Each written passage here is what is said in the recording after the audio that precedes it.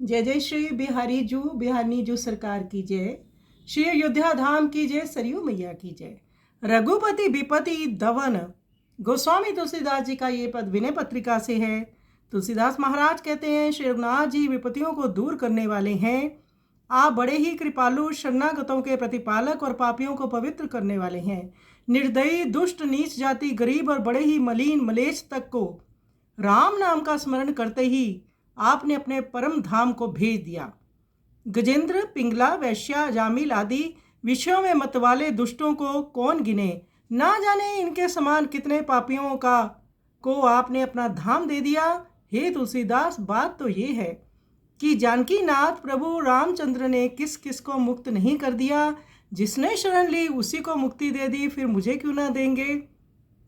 गोस्वामी तुलसीदास जी कह रहे हैं कि प्रभु कृपा निधान, भक्त वत्सल, करुणा निधान है। जो जो उनकी शरण में जाता है उनका कल्याण करते हैं। ऐसे करुण हमारे स्वभाव वाले ठाकुर जी हैं। तो आइए सुंदर पद का हम श्रवण करें।